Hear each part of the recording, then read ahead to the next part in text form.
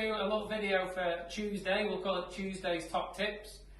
This one's about quoting.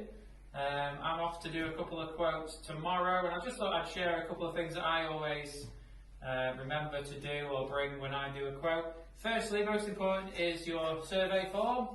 Make sure you've got these printed off and ready. Prompts you, asks you all the questions you'll need really.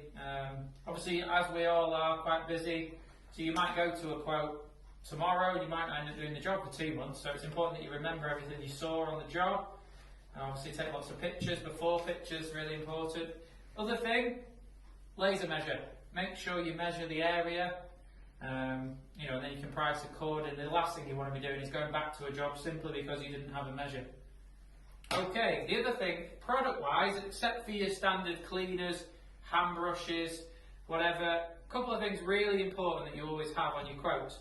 One is solvent stripper. What if there's some paint on the floor that's been there for donkey's years, you could do it knowing that you can get it off. Just a handy thing to have on the van, always. Water-based stripper. Again, no good going to a job with, say, just number 3 and you realise it's not clean enough, it needs stripping. Make sure you've got water-based stripper on you. There's no point, again, rebooking to go back to the job simply to apply this and see if it does the job or not. The other one, this is really just my personal thought, diamond dust. Customers are fascinated by diamond dust. They don't understand it.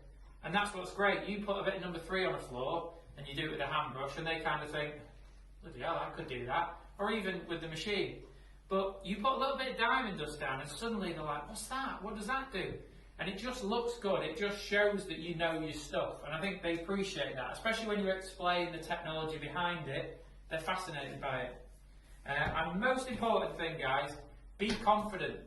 You ring up a customer, you arrange to go on a quote. Let's say she tells you it's a travertine floor. Do your research.